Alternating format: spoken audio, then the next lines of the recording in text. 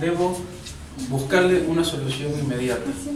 Y si en ese momento estoy tan ofuscado por el problema, tan afectado, que no le logro encontrar la solución inmediata, bueno, quizás un método, ¿no?, que yo a veces aplico, ¿no?, pero existen muchos métodos, es anotarlo en un cuaderno.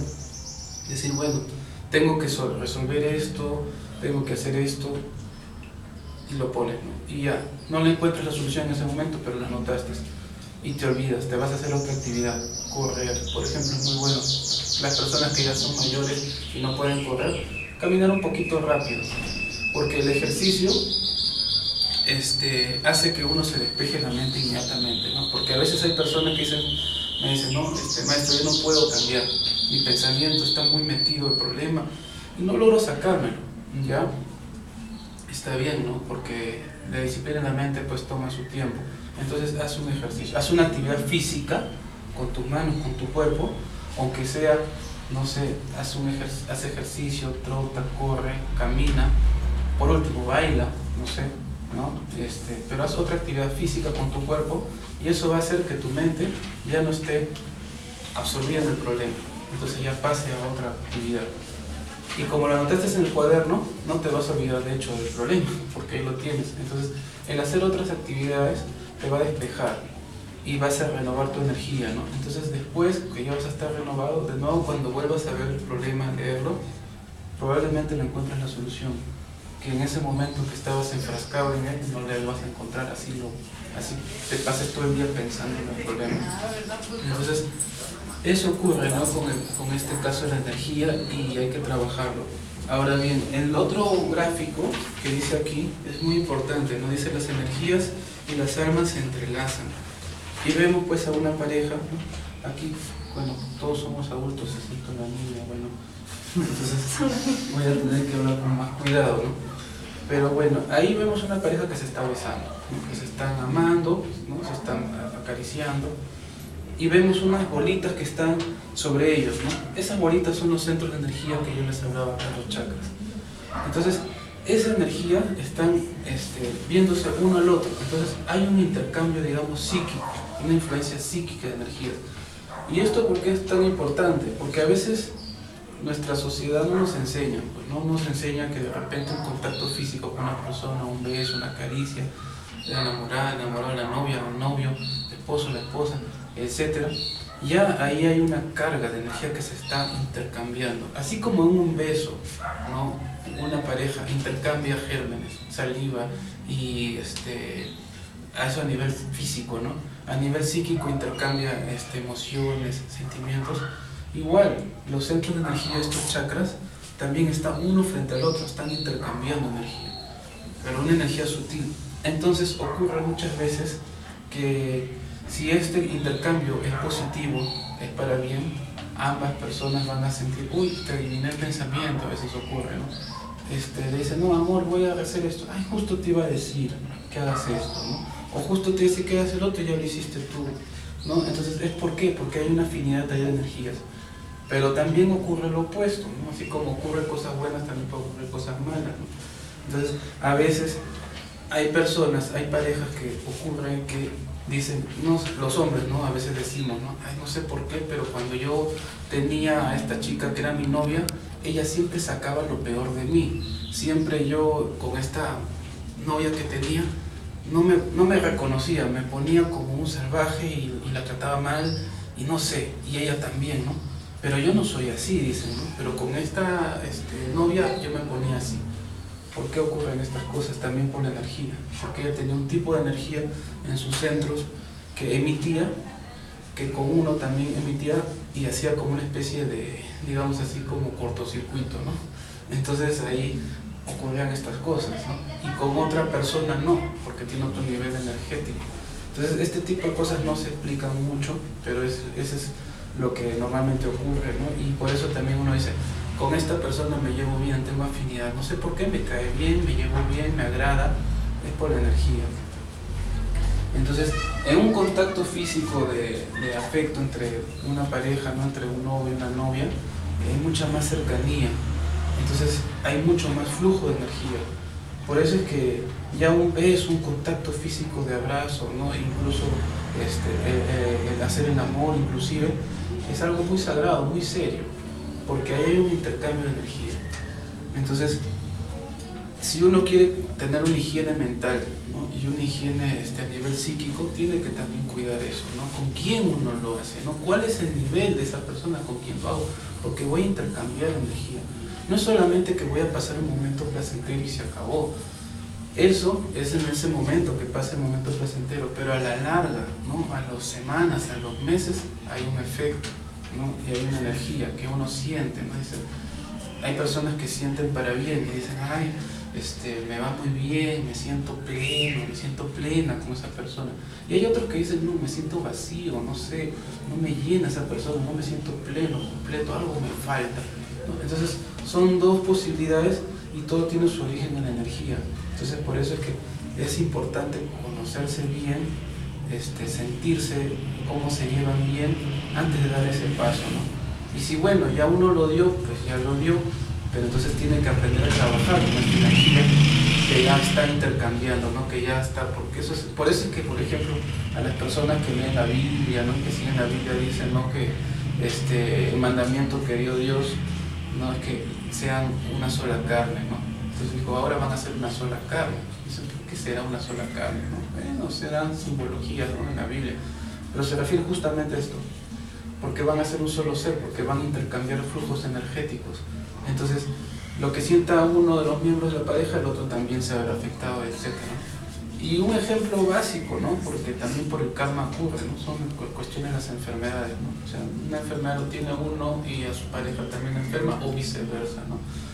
Entonces, todo esto tiene que ver mucho con las energías. Ahora bien, este es en cuanto a este gráfico que están aquí, ¿no? Ahora, para la vida misma, uno tiene que ir aprendiendo a manejarse estas energías, a conocerse. Esto es para conocerse así esquemáticamente cómo es las energías de uno, ¿no? Pero hablé lo de qué es el karma, ¿no? Entonces, muchos deben haber escuchado de repente la ley del karma, ¿no? En el budismo se explica la ley del karma, ¿no? Y en distintas corrientes se explica la ley del karma. Ahora bien, karma significa en sánscrito, que es otro idioma de la India, es otra palabra karma que no he puesto acá, kundalini, chakra.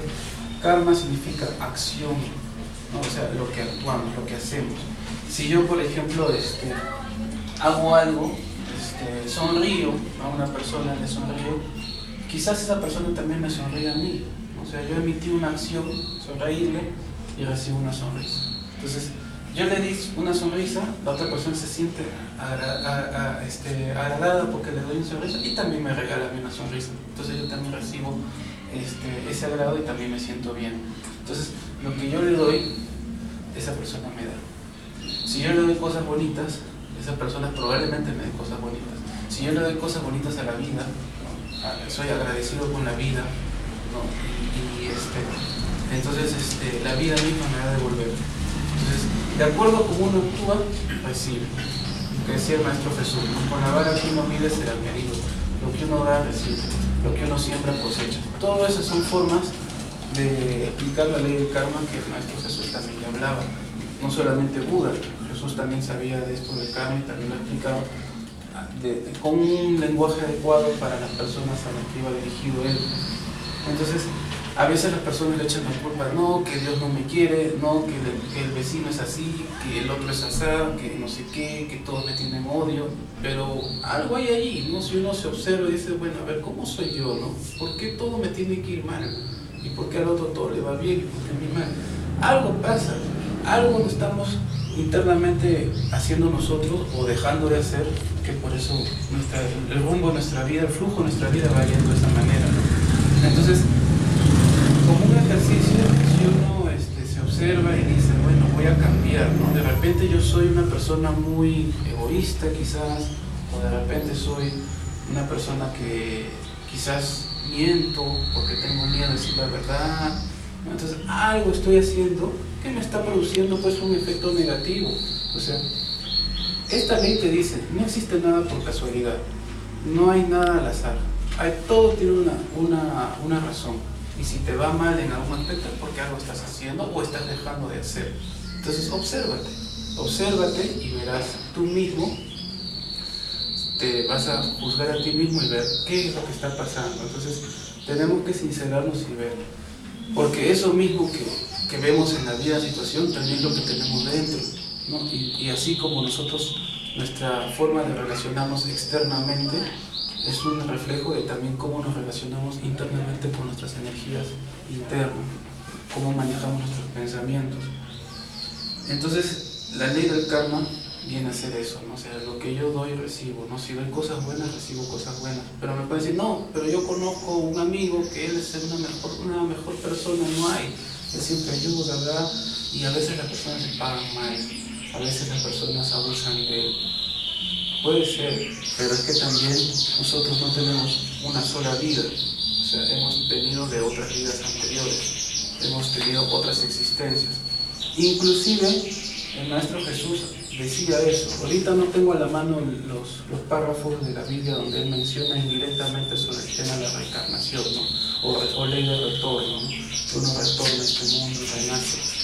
Entonces uno ya tiene vidas pasadas y por lo tanto pues tiene karma acumulado, ¿no? Es como una deuda que uno adquiere, ¿no? Es como una deuda que uno adquiere, no con la gente, no con los demás, sino con el universo de acuerdo a cómo uno actuó. Entonces si en esta vida uno aprendió, porque de niño le enseñaban valores y cosas, a actuar bien, sin embargo te pagan mal, como se dice, ¿no? Pero yo soy bueno, siempre doy ayuda al necesitado, pero la gente abusa de mí. Claro, puede ser porque del pasado viene una deuda y quizás en tu vida pasada no fuiste tan bueno como eres ahora. Entonces en tu vida pasada hiciste una serie de actos que tienes una deuda. Entonces esa deuda te está pasando la factura actualmente, ¿no? Y por eso es que te ocurren estas cosas. Entonces uno tiene que siempre hacer lo correcto. Si sabe qué es lo correcto, hacer lo correcto, aunque a uno le paguen mal. Por eso es que el Maestro Jesús decía, ¿no? Uno debe dar la otra mejilla, ¿no? ¿Y qué significa eso? Que si la situación es bien adversa, hacer el opuesto, ¿no? Si alguien me trata con odio, bueno, calmarse y tratarlo de una forma neutra y poco a poco un poco de afecto, ¿no? Ese es ya, discúlpame, ¿no? Calmar. Esa es dar la otra mejilla, eso es cambiar. Me viene una fuerza negativa con odio, yo le doy una fuerza positiva, ¿no? Hasta por simple física se entiende eso, ¿no? Porque en la física hablan de los vectores, ¿no? Un vector es una fuerza, de una fuerza, digamos, X, o digamos 10, ¿no? Positiva, va hacia la derecha. Pero me enfrento a una fuerza negativa, ¿no? Digamos 10 negativo. Primero viene hacia mí esta fuerza negativa hacia mí. Entonces, ¿yo qué hago con esa fuerza negativa? Si yo le doy otra fuerza negativa, es más de lo mismo, pues. Es al final hacerme yo daño. Me daña con 10, yo le doy daño con 100, porque soy vengativo. Le doy 100 negativo. Al final, ¿cuál es la suma? Menos 10 y menos 100 da 110. Más daño recibo al final. Al final yo voy a recibir más daño. Entonces, lo inteligente no es ser vengativo. Lo inteligente es ser misericordioso, es ser amoroso, es ser bueno, ¿no? Es decir, bueno, si este viene con menos 10 hacia mí, con odio, bueno, pues yo le voy a dar amor también, pero en su opuesto, ¿no? Más 10. Entonces, le doy más 10, entonces menos 10 más 10, ¿qué queda? Nulo, o sea, nulo, queda en 0. Entonces neutralizo a la otra persona. Si la otra persona viene enfadado conmigo y yo le doy tranquilidad, calma, lo neutralizo. Y si una vez que neutralizo, yo le doy afecto, le doy amor, ¿qué queda? ¿No? Entonces, si le doy más 10, menos 10, queda 0. Pero si yo quiero vencer la situación, le puedo dar más 15. Entonces, menos 10 más 10, menos 10 más 15, ¿qué queda? 5, positivo 5. Entonces, ahí yo estoy ganando psicológicamente la situación. ¿Por qué? La persona vino con odio hacia mí y yo le dije, tranquilízate, a ver qué es lo que pasa, explícame, vamos a solucionarlo, yo no soy tu enemigo, quiero que las cosas se calmen. Entonces él siente que yo lo comprendo, siente empatía de mi parte, entonces se va a tranquilizar, se va a sentir escuchado y incluso se va a sentir amado por mí, porque yo le digo, yo te estimo, yo te quiero, no te quiero dañar. Entonces va a sentir, caramba, este me quiere, me tiene afecto, a ver, vamos a solucionar las cosas. Y al final se siente feliz, se siente alegre y lo que era una situación de odio, yo la transmuté y la convertí en una situación de amor. Y esa persona que vino con odio hacia mí, de repente conoció ese aspecto de afecto y cariño que yo le transmití, y se sintió querido, se sintió escuchado, se sintió comprendido, se sintió apoyado, y lo transmuté, y esa fuerza negativa se convirtió en fuerza positiva. Entonces, así funciona la matemática, digamos, del karma, de la ley del karma, y esto se da a todos los niveles, con el amigo, con el hermano, con el padre, con el hijo, con el abuelo, con el vecino, con el amigo, con el perrito de la calle, con los políticos, con el planeta también, ¿no? Porque también estos son fuerzas, ¿no?, que vemos ahí. Estamos viendo el caso de una persona, pero si viéramos el caso de toda una nación, todo un país, de personas que tienen más o menos la misma nivel mental y la tendencia, ¿no? Si por ejemplo todos pensaran de una manera de hacer el bien, de ayudar al prójimo, pero toda una nación, el efecto sería poderoso y esa nación se transformaría completamente. Entonces, lo que estamos hablando aquí es un tema muy importante, porque estamos hablando de cambiar conciencia, de cambiar una situación social macro, ¿no? Entonces, eso es lo importante, en mi opinión, de las enseñanzas sobre la ley del karma, ¿no?, que puede transformar vida, puede transformar países, puede transformar el planeta Tierra, y siempre han venido con el mismo mensaje, ¿no? El Maestro Jesús ha venido con ese mensaje de paz y amor. Después, antes que él, el Maestro, el Buda, ¿no?, también vino con ese mensaje de amor, ¿no? Y siempre van a venir distintos maestros a la humanidad con un mensaje de paz y amor, ¿no?, que es justamente eso, ¿no? Por ejemplo, el budismo se resume en dos palabras, ¿no? Sabiduría y compasión. ¿Qué cosa es la sabiduría? Saber aplicar esto, ¿no? La sabiduría es conocimiento puesto en práctica. Esa es sabiduría. ¿Y qué es la compasión? Es el amor más grande, ¿no? Es el amor, digamos, de una persona que tiene el conocimiento, que sabe aplicar el conocimiento frente a la otra persona que no tiene el conocimiento y que no lo sabe aplicar. Entonces, quien tiene más conocimiento y sabiduría práctica, siente compasión del otro y lo ayuda, ¿no? Y no es porque a veces pasa que el término compasión es mal entendido, ¿no? A veces la palabra compasión es entendida desde el punto de vista del orgullo, ¿no? Que dice, no, yo me siento superior y me compadezco de aquel que para mí es inferior, ¿no? Entonces, no, ese no es el concepto, esa no es la idea de compasión. Compasión es compartir el sufrimiento, esa es compasión, la otra persona está sufriendo, yo estoy bien, yo no estoy sufriendo lo que sufre, pero voy a compartir su sufrimiento, voy a empatizar su sufrimiento, voy a decir, bueno, entender, esta persona está sufriendo por algo, entonces quiero ayudarlo, y para poder entenderlo tengo que, como decir, entender su sufrimiento y también ayudarlo y cargar, como que compartir la carga, ¿no? El peso que él está cargando, te ayuda, te lleva un poco tu peso para que no te sientas tú solo. Esa es compasión, ¿no? Compartir esa situación, tener empatía. De ahí viene el término compasión, ¿no? En inglés la palabra es compose, ¿no? Entonces está más relacionado, ¿no? Entonces a eso se refiere. Y ese es el amor más alto, más puro, ¿no? Ese de compartir el sufrimiento, ser solidario, ser empático. Y bueno, el amor más elevado que se puede dar, normalmente lo entienden las madres, ¿no? Quienes han sido madres o quienes son madres se pueden entender, porque es un amor sin apego, no es un amor desapegado el que siente la madre por sus hijos. No estoy hablando de los hijos hacia la madre, estoy hablando de la madre hacia los hijos, ¿no? O sea, la madre es la que siente un amor más puro, en todos los niveles de amor que puede existir. Ese es, digamos, el ejemplo más cercano a nosotros para comprender esto, ¿no? Porque la madre siempre le va a dar a sus hijos todo lo que puede, le da, todo lo que tiene le da, y no está esperando, mira hijito, yo te he dado esto, aquí tengo la factura, me tienes que devolver. No, ella da y da y da.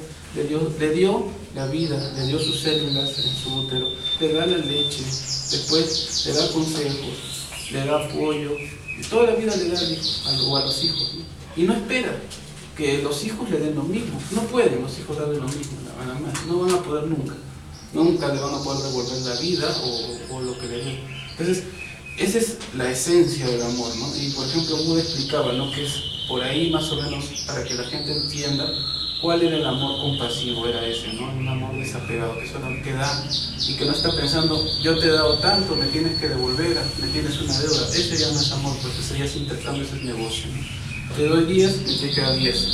Estamos haciendo un negocio, una empresa. Entonces, el amor compasivo es ese de dar. Entonces, eso tiene que ver mucho con el karma, ¿no? La persona que está acostumbrada a sentir compasión hacia los demás y da, en la medida de sus posibilidades también, que se crea un buen karma que se llama en el budismo buen karma, ¿no? Porque hay karma negativo, ¿no? Si yo doy odio, recibo odio, ¿no? Y probable que reciba el doble del odio que di. Por eso es que se dice, ¿no?, de que el odio no se quita con el odio, no se soluciona con el odio, sino con el amor, ¿no? O también dice, ¿no?, que si tú siembras viento, cosechas tempestades. Y hay una serie de sabiduría en frases que tienen que ver con esta ley de causa-efecto, que es la ley del karma. Entonces, eso es muy importante, ¿no? Y observar su mente, ¿no? Decir, bueno, estoy pensando estas cosas me llevan a sufrir, ¿no? A estar de mal humor, a tratar mal a mis semejantes, porque cuando está enfadado siempre tiende a contestar mal, a tratar mal, y la otra persona ni siquiera sabe por qué, ¿no? Y la otra persona ya me trata así, entonces, y ya se genera un conflicto, ¿no? Oye, ¿qué tienes? ¿Por qué me contestas así? ¿No? Me pongo a la defensiva, ¿no? ¿Por qué me dices esto? ¿No? Entonces ya empieza, ¿no?, el conflicto, ¿no? Yo estoy mal porque estoy enfadado, porque tengo problemas, pero me dejo llevar por eso, en vez de controlarlo, me dejo llevar por esa inercia y respondo mal, ¿no? A la otra persona que de repente viene de buen humor hacia mí y escucho, oye, pero ¿por qué me respondes así? Yo estoy tratándote bien. No tengo nada, ¿no? Pero ya está tratándome. Entonces ya esa persona está atrayendo a su vida situaciones negativas por su pensamiento, ¿no? No limpia su mente. Si viene de trabajo con estrés, porque es natural, el trabajo hay mucho estrés, mucha preocupación, debe limpiar su mente. Hacer algo que le ayude a limpiar su mente, distraerse un momento, limpiar su mente de las preocupaciones. Es decir, cuando entro de la puerta de la calle a mi casa, en la puerta afuera se quedan las preocupaciones, los problemas. Ya no debo cargar los problemas del trabajo dentro de mi casa, porque esta ya es otra situación.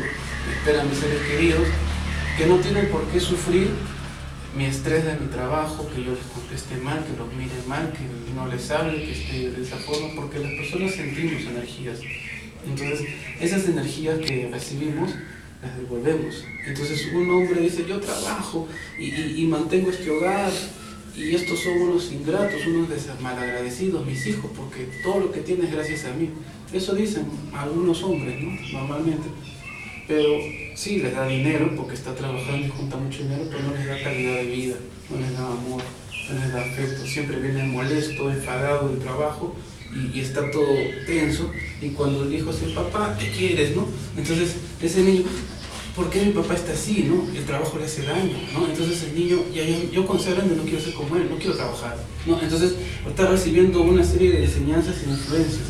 Entonces el hombre dice, el papá dice, estos son los ingratos, yo les doy todo y ni me hablan, ya crecieron y no hacen nada por mí. Claro, porque has emitido esa energía psíquica al tratar tú así a la gente, entonces después regresa hacia ti, ¿no?, lo que tú diste. Entonces así funciona la ley del karma y afecta, ¿no?, el tema de uno mismo cuando no se observa cómo se está comportando. Entonces después hay otro nivel mayor, ¿no?, que es aceptar el flujo de la vida para poder vivir en armonía con la vida. Entonces, esto se explica mucho en la religión taoísta de la China, ¿no? Esa es una religión que viene de la China antigua. El taoísmo es una religión, pero en su inicio, toda religión empieza como una filosofía, ¿no? Y en su inicio esta filosofía viene como una enseñanza, porque el que difundió estas enseñanzas del taoísmo fue un maestro chino que se llamaba Lao Tse, algunos lo traducen como Lao Tzu, que escribió un libro que se llama el Tao Te Ching, que algunos traducen como el Tao Te Ching, ¿no? Es cuestión de fonética, ¿no? Eso no nos interesa, no es práctico. Pero él explicó estas enseñanzas y cuando él las explicó ya eran viejas, según lo que él decía, ¿no? Ya venían de un antiguo reino mítico, ¿no? Entonces, el taoísmo, ¿qué enseñaba? Enseñaba a vivir en armonía, ¿no?, con el universo. Porque el taoísmo viene del Tao, y Tao significa Realidad significa todo, significa el universo. La vida misma significa el Tao. Entonces, entender el tema del Tao es un poquito, al comienzo, un poquito complejo porque nosotros tenemos una visión de la vida muy, digamos así, parametrada, ¿no? Entre lo bueno y lo malo, ¿no? Decimos, lo bueno que es, lo que a mí me hace sentir bien, lo que a mí me sirve, ¿no? Entonces tenemos nuestra vida o nuestra visión de la vida muy centrada en el yo, en lo que nos conviene, que es una forma un poco egoísta de pensar, ¿no? Entonces lo que a mí me sirve, lo que a mí me hace sentir feliz es bueno. Lo que a mí no me sirve, lo que a mí no me hace sentir feliz es malo, ¿no? Entonces estoy centrado en mí, pero no estoy pensando, a ver, lo que a mí me hace sentir feliz y lo que le hace sentir feliz a la otra persona y a la otra persona y a la otra persona, yo también soy feliz así y ellos también son felices. Eso no nos enseña el sistema. Lamentablemente nuestro sistema nos lleva a ser egoístas, ¿no? A ser individualistas, a buscar nuestro beneficio propio y no importarnos si nuestro beneficio es su perjuicio del otro o le causa daño al otro, ¿no? Entonces, no puede ser esa tendencia, porque esa tendencia está llevando al mundo a lo que está, a las guerras. Por ejemplo, la guerra pues funciona así, ¿no? Un presidente o un grupo de personas, generalmente generales y el presidente, dicen, ese país tiene recursos que a nosotros nos sirven.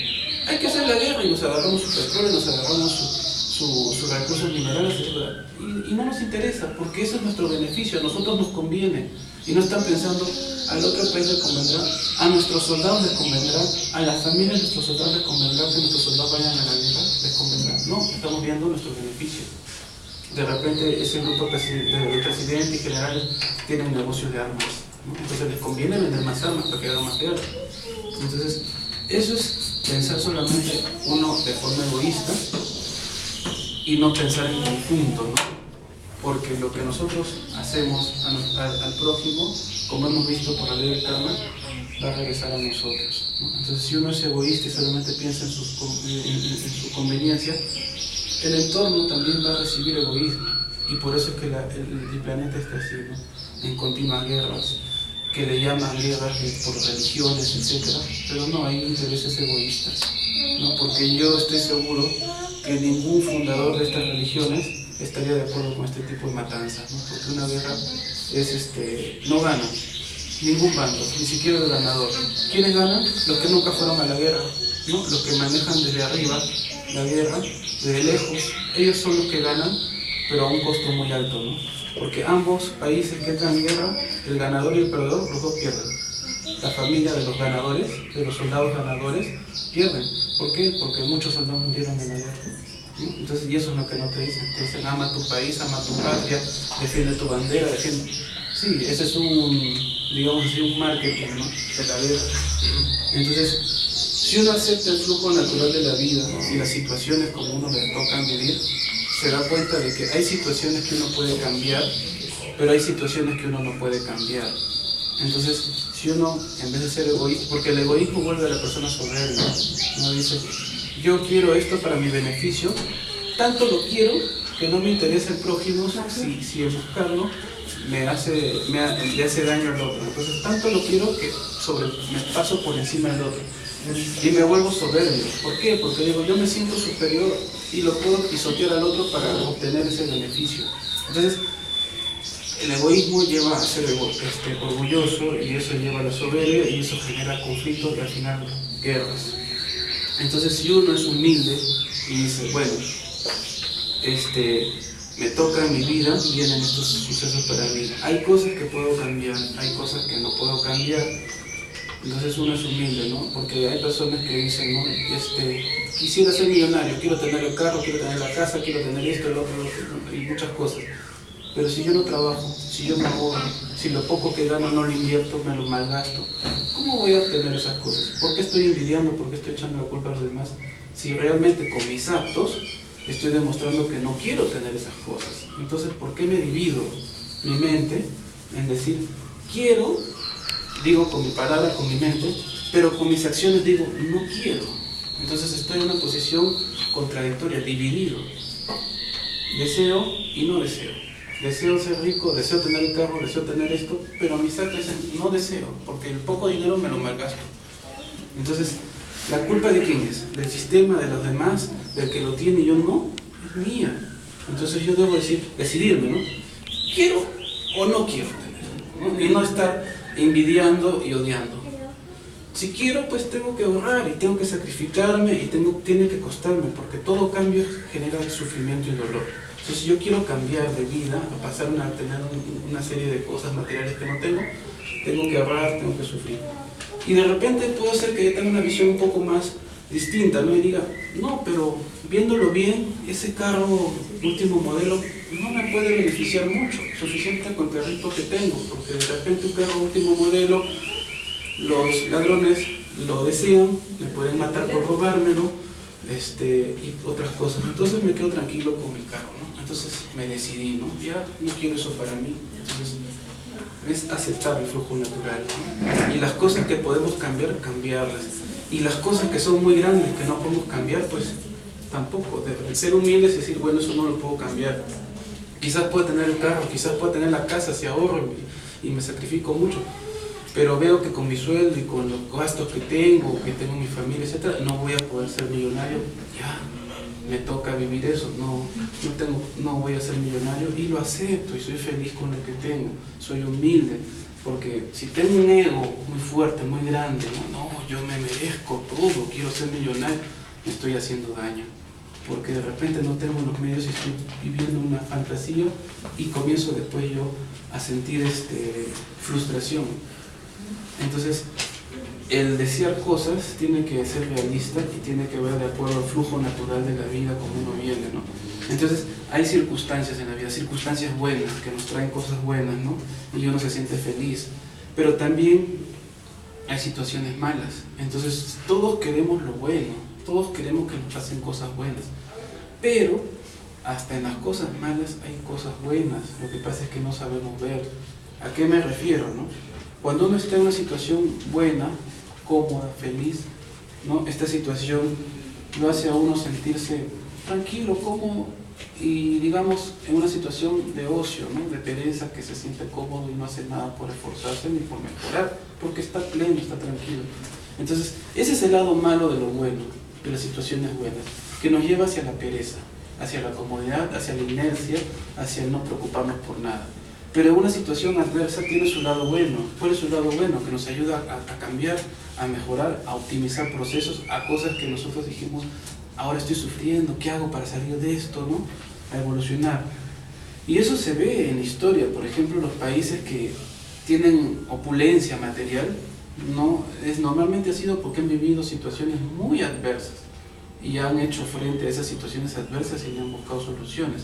Entonces, con el tiempo han logrado entrar en un mejor estado, digamos, material.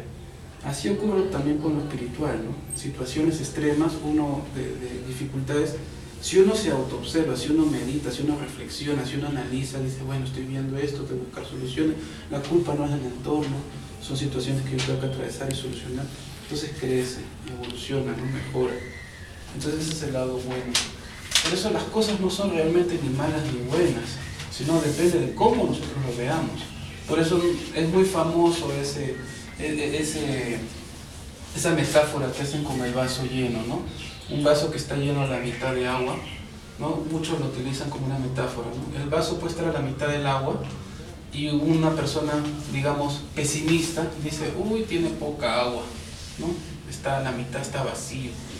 Y una persona, digamos, optimista lo ve y dice, ah, caramba, tiene agua, ¿no? Y podría ser peor que no tuviera agua, al menos tengo esa mitad de agua. Entonces, el vaso es el vaso, con la misma cantidad de agua para las dos personas. Depende la mentalidad, cómo ellos observan ese vaso.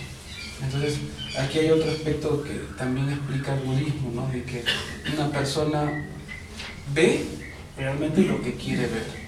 Su vida es de acuerdo como la persona quiere que sea su vida, porque de acuerdo a lo que uno ve, hace una interpretación en su mente de cómo es la realidad.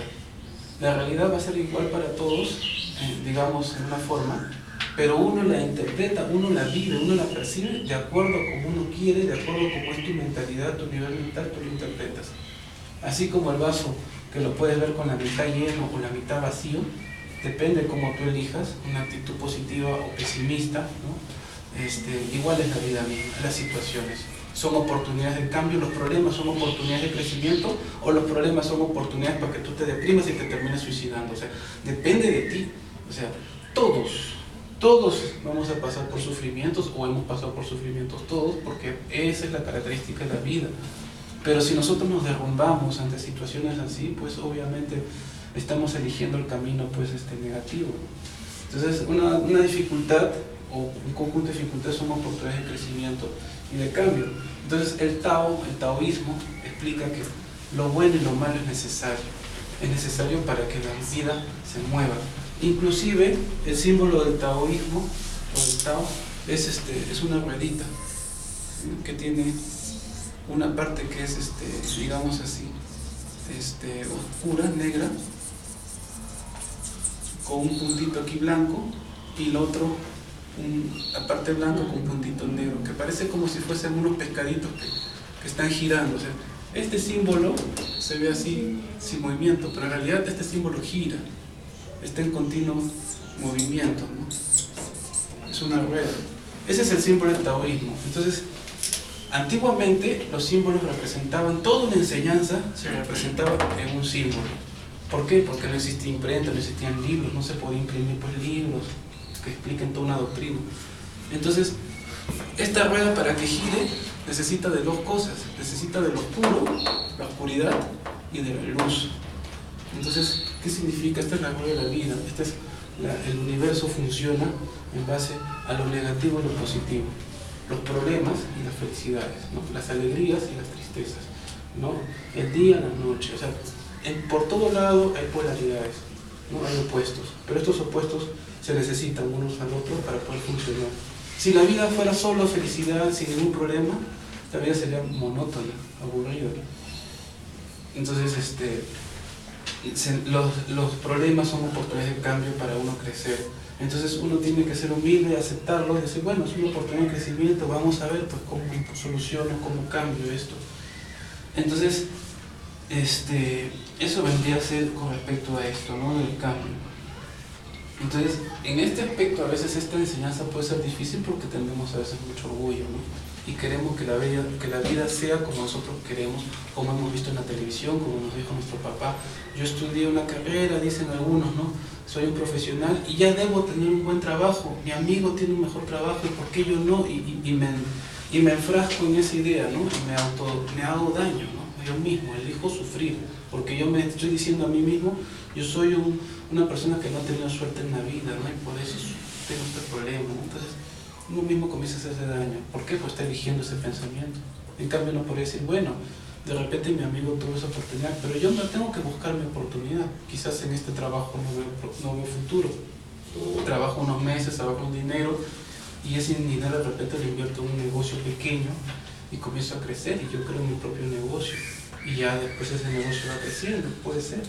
Hay muchos casos de personas así, que justamente no encontraban trabajo porque no tenían un título profesional, y esa, digamos, aparente limitación, ¿no? Esa aparente desventaja fue una ventaja, porque ellos dijeron, bueno, no tengo título profesional, no voy a postular a un banco, una empresa, porque no me van a tomar, entonces mejor me dedico a trabajar en cosas pequeñas, en cosas humildes, junto un dinero y me vuelvo comerciante, y hago un negocio, otro negocio, y voy juntando un capital, y se hicieron un hábito, ¿no?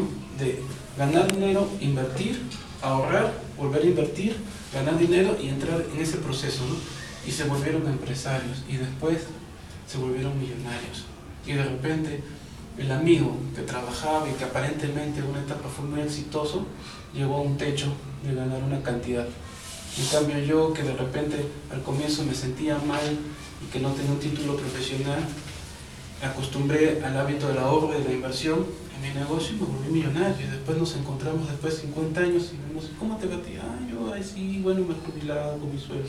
Y tú, bueno, yo soy millonario, pues yo tengo negocios acá, en este país y en otro país. Pero ¿y tú no tenías título? No, hasta ahora no lo tengo. Hasta ahora no tengo título.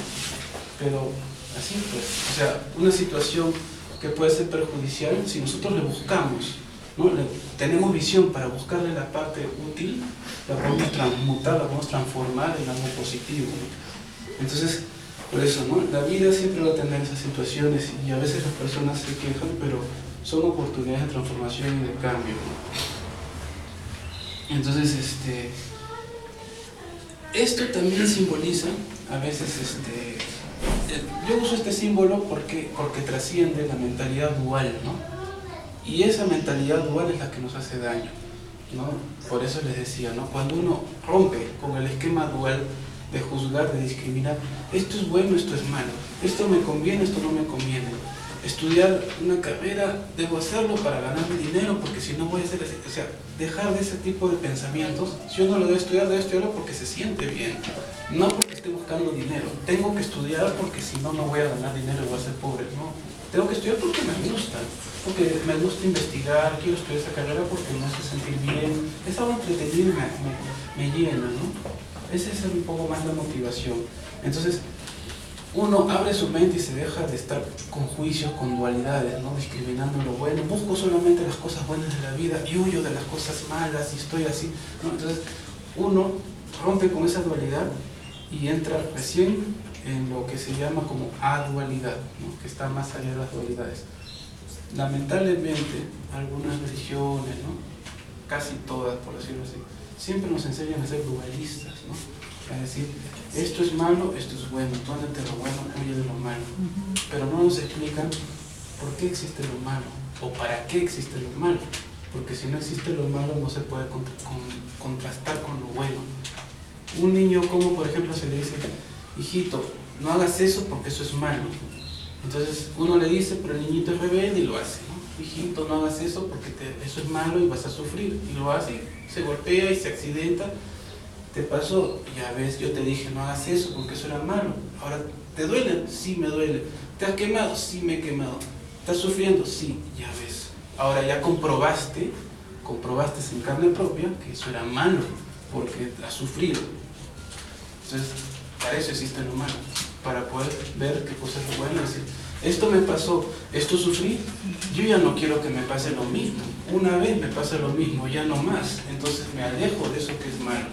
Pero no es que lo malo sea malo, porque si uno diga, no, eso es del demonio, o lo otro, no.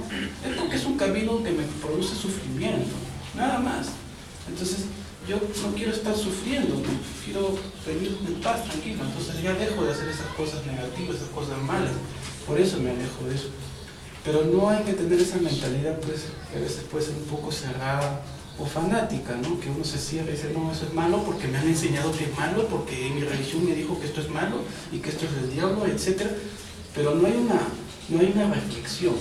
Es importante reflexionar. Las cosas son malas porque producen sufrimiento, ¿no? Porque no son constructivas para todos, en conjunto, para todos los seres humanos. Entonces, por eso es que se ve malo. Es malo para nosotros, los seres humanos. Quizás para otros seres sea bueno. Por ejemplo, para las plantas, es bueno el sol y las beneficia, pero de repente una persona que esté ahí parada todo el día bajo el sol, pues le va a ocasionar quemazón, le puede ocasionar ampollas, le puede ocasionar un derrame cerebral. Para esa persona es malo, pero el sol no es bueno ni es malo, simplemente el sol está ahí irradiando su energía. Entonces, eso más o menos explica el taoísmo, ¿no? La relatividad entre lo bueno y lo malo. Para algunas situaciones una conducta es mala, para otras situaciones una conducta es buena. El equilibrio, regularizar todo, porque todo se tiene que equilibrar. No hay verdades absolutas, no hay posiciones extremas, no hay que tener conductas fanáticas extremas, porque todo nos va a servir en algún momento para poder crecer, ¿no? Entonces, eso vendría a ser en ese punto, ¿no? Bien. Hasta aquí, ¿alguna pregunta sobre estos temas relacionados?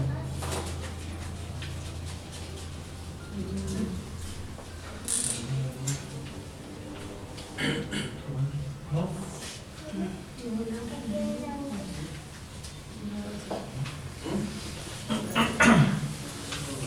Pues sería como las experiencias que pasamos todos los días. Estamos aquí, un ejemplo, que egoicamente tenemos un problema y dañamos a otra. Esa persona recibe la vibración negativa de mi persona. Le dice daño. Puede tenía un trauma por esa razón y puede su intelecto quererlo superar, pero no sabe por qué. El intelecto no lo es, sino la conciencia. Cuando este se hace consciente en ese momento del daño que recibe, y él, que recibe el daño, ayuda a otras personas, se hace consciente. Porque ahora va a vivir consciente. Es como decía el Maestro Jesús: no hagas a otros lo que no te gustaría que te hicieran. Es parecido. Es decir, si hacemos un daño, pero no estamos conscientes, pero si ayudamos a las personas, nos hacemos conscientes de que no lo tenemos que hacer, y entonces poco a poco vamos a ir librando batallas todo el tiempo, pero vamos a librarlas. Es que a veces también, en ese punto de esa enseñanza que dio el Maestro Jesús, si bien es muy buena, ¿no? Ayudar, o sea, tratar a los demás como nos gustaría que nos traten, sin embargo a veces, porque el ser humano es complejo, hay personas que les gusta ser tratadas de determinadas maneras o esperan determinados tratos, ¿no? Y a veces uno piensa que está haciendo lo correcto porque a uno le gusta que lo traten así, trata a otra persona. Sin embargo, hay malos entendidos, la otra persona dice: esta persona es muy seria conmigo, o es muy fría, muy directa, pero esa persona es así directa y así de repente su entorno, ¿no? Entonces, hay que abrir un poco la visión, ¿no? Y hay que darnos cuenta que a veces también es importante la comunicación, ¿no? A veces nosotros, los seres humanos, normalmente no hacemos daño porque nos guste hacer daño, ¿no? O sea, nos gusta hacer daño, hacer sufrir, sino normalmente a veces hacemos daño sin estar pensando en que hacemos daño, ¿no? O si decimos: bueno, pues tengo que hacerle daño a esta persona porque si no yo no puedo lograr esto. Entonces estamos como que en una especie de ley de la selva, ¿no? O sea, yo tengo que sobrevivir y lo aplasto a él para poder sobrevivir yo. Pero es porque nos hemos criado de esa manera. Pero si abrimos la visión, abrimos la mente y decimos: bueno, esta persona también va a sufrir, y va a sufrir tanto como yo, entonces ¿por qué tratarlo así, no? Entonces ahí vemos, ¿no?, el tema de tratar al prójimo como uno mismo. A mí me gustaría que me pisoteen, a mí me gustaría que me apliquen esa ley de la selva, que el otro por sentirse más apto me pise, me aplaste. No es cierto. Entonces debo ver eso. Pero hay aspectos también que por cuestiones, digamos, de crianza, de cultura, para mí alguna cosa puede ser buena y puedo tratar a otra persona así, pero quizás para esa persona no es algo bueno. Entonces también hay que abrir la mente y ver también que inclusive esa enseñanza que dio el Maestro Jesús actualmente a veces no se puede ni lograr cumplir, ¿no? O sea, es buena, pero a veces hay que ver más allá, porque a veces ni eso es suficiente, ¿no? La situación está tan compleja que a veces ni siquiera aplicando eso nos podemos llevar bien, ¿no? Sí. Yo no quería preguntar, por ejemplo, usted está tomando todo lo bueno de cada, digamos, religión. ¿Eso es un método que cómo se llama, o qué es un estilo de vida, o usted lo que quiere llegar, digamos, con todas las buenas cosas y las malas cosas de las religiones que se como que tienen en común algo? Ya. Nos está tratando de abrir la mente. Sí, mi enseñanza básicamente es de eso, es de abrir la mente a la persona, que abra su mente, que vea más allá. Las religiones tienen cosas muy buenas, tienen enseñanzas muy buenas. Los que fundaron, digamos así, las religiones fueron hombres muy lúcidos, muy conscientes, personas realmente iluminadas, hombres muy sabios, que fueron luces en momentos de oscuridad, entonces que eran necesarios que aparezcan para que iluminen a todo ese entorno de personas. Lo que ocurre después es que todo tiene un ciclo, ¿no? Crece con mucha expectativa, pero después llega un estancamiento. Y después, pongamos el ejemplo, ¿no? Los discípulos de los discípulos, ¿no? De los discípulos, ¿no? Por ejemplo, entre el maestro que creó la enseñanza, que difundió, pasaron, no sé, pues 50 generaciones, por decir un número, ¿no? Por ejemplo, de discípulos, y ya en esa generación ya la enseñanza se convierte en una religión dogmática, cerrada, ¿no? Sin reflexión. Entonces ya las personas lo aplican porque así les enseñaron, ¿no? Porque así dice el libro sagrado, yo lo aplico, porque si yo hago otra cosa estoy contra mi libro sagrado. Entonces ya no lo aplican porque lo están reflexionando, porque lo están entendiendo, porque lo están viviendo, sino lo aplican de una forma mecánica. Entonces no es la idea eso. porque eso también a la larga ha traído muchos conflictos, ¿no? La idea es que una persona reflexione y se vuelva autoconsciente, ¿no? Y haga las cosas porque está entendiendo que realmente ese es el camino sano, saludable para todos. Y eso está presente, o sea, estas enseñanzas son compatibles entre sí, del budismo, del cristianismo, del taoísmo y así. Todas nos enseñan a ser una persona buena, a ser una persona correcta, a tratar bien a nuestro prójimo, a amar a los demás, todas. Sin embargo, existen tantas religiones y ¿por qué hasta ahora el ser humano no lo aprende, ¿no? O sea, hay que entender qué es lo que pasa allí. Entonces, yo no enseño religión, no creo una religión más, no enseño dogmas, enseño reflexión, para que la persona reflexione y pueda abrir su mente y entender por qué es bueno ser así, a qué nos lleva y todo eso. Porque una persona puede ser de cualquier religión, puede ser cristiano, budista, musulmán, hinduista, etc. Pero si vive su religión de una manera mecánica, dogmática, no está aprovechando. Entonces, no importa la religión de lo que uno sea, pero si uno abre la mente y uno puede avanzar, evolucionar a ese nivel, recién está haciendo un buen uso de esas enseñanzas que fundó, esas enseñanzas que trajo el fundador de la religión a la que pertenece. Por eso es más o menos. Yo trato de integrar y de sacar, como tú dices, ¿no?, las enseñanzas, pero a un nivel reflexivo. No enseño rituales ni esas cosas porque ya esos entran en temas religiosos. Prefiero que las personas reflexionen y analicen el porqué y lo hagan de una forma vivencial y práctica, ¿no? Yo sé de budismo, sé de cristianismo, sé de muchas religiones, pero no hago religión por eso, ¿no? Porque ya el planeta está lleno de religiones. Ya es religión, otra vez. claro, es volver a lo mismo. O sea, voy a corregir los problemas del dogmatismo con otro dogmatismo, es lo mismo, no es nada nuevo. Mejor, ya existen las religiones, no necesita el planeta más religiones. Lo que necesita es ser lúcidos, conscientes, que sepan hacer un buen uso de esas enseñanzas, ¿no? Que abran su mente y entiendan cómo eso se debe aplicar, ¿no? Porque si nos cerramos en dogmatismo, pues existen las guerras de religiones y todo eso, que se creen personas muy correctas, pero están matando al prójimo. ¿Por qué? Porque el prójimo no es su religión, y eso pues es pésimo. Por eso, sí, ¿no? Como tú comentas que es importante aplicar lo que la conciencia, no es estos métodos, como dice, salirse de la religión y aplicar todos estos dogmas, pero ¿cómo podría ser la manera más eficiente o más aplicable para ahora sí que sí, es que hay, por ejemplo, así como en nuestra sociedad hay métodos que duermen, digamos así por decirlo, ¿no? Duermen la conciencia, ¿no? Por ejemplo, cosas, ¿no? Vivir de repente muy pegado a la moda, muy pegado a los placeres, muy pegado al que dirán, ¿no? O al consumo. Todas esas conductas, si uno las hace en exageración, te vuelven pues una persona dormida, ¿no? Una persona mecánica, y eres mecánico dormido, pero para todo. O sea, así seas religioso, así te sepas la Biblia del derecho al revés, o el Corán, o cualquier otro libro sagrado, eres una persona que tiene su mentalidad dormida. Entonces, así como existe eso, existe lo opuesto. También hay ejercicios y métodos que ayudan a romper con eso, a abrir tu mente, a despertar, ¿no? Y uno de esos métodos, por ejemplo, es la meditación, ¿no? Hay meditaciones que te ayudan a reflexionar, a abrir tu mente, ¿no?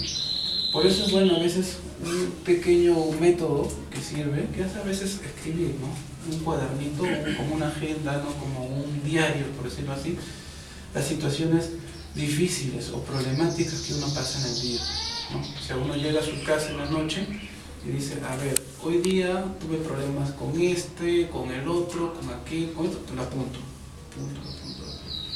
Y no con el fin de decir, me hizo esto y me voy a vengar, no, sino con el fin de decir, apuntarlo nada más, sin juicios, sin decir esto está bien o está mal, no, apunto.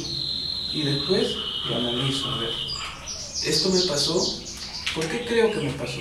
¿Porque yo soy perfecto y todo el mundo me odia? No, de repente algo he dicho, algo pasado, o de repente esa persona ha pensado que yo le quería atacar y yo no le he atacado y ha estado a la defensiva y por eso reaccionó así, apuntado. Y uno se observa, ¿no? Y de repente, un día, un lunes, pasó un evento igual el martes o el miércoles pasó el mismo o parecido evento con la misma persona, ya, entonces hay algo que se está repitiendo y es por algo. Entonces uno tiene que, digamos así, ser científico, ¿no? Investigar, pero a sí mismo, ¿no? ¿Sí? ¿Por qué me ocurre siempre esto? Puede ser con la misma persona, puede ser con otra persona. Entonces ahí recién comienza uno a despertar su conciencia, ¿no? Y ya no vivir como una forma así, que uno vive como los animalitos, ¿no? Que no sabe por qué pasan las cosas y le pasan. Entonces apunta y observa. Entonces trata de encontrar, ¿no? De repente fue algo que yo le hice, de repente fue algo que no me di cuenta y que le hice quizás. Entonces ahí comienza a observarse. Y observarse uno mismo y preguntarle de repente a la mamá, a los familiares, a las personas cercanas a uno: oye, ¿tú cómo me ves a mí? Me han dicho que soy una persona renegona, amargada, o que soy a veces, no sé, mentiroso. ¿Tú cómo me ves? Pero así dímelo de verdad, ¿no? A ver, ¿cómo tú me ves? Yo no me voy a molestar porque estoy haciendo un ejercicio y quiero conocerme, ¿no? Y la otra persona te dirá: oye, no eres renegón, eres furioso, eres una persona iracunda, ¿no? Y el otro: ¿por qué me dices? ¿No? Y se arma, ¿no? Entonces ya nuevamente, ¿no? Entonces uno tiene que ser como un investigador, ¿no? Que se pone a nivel neutral y que dice: ya, dime lo que tú dices, y ya uno está como que, ya, ¿qué me dirá? Pues, ¿no?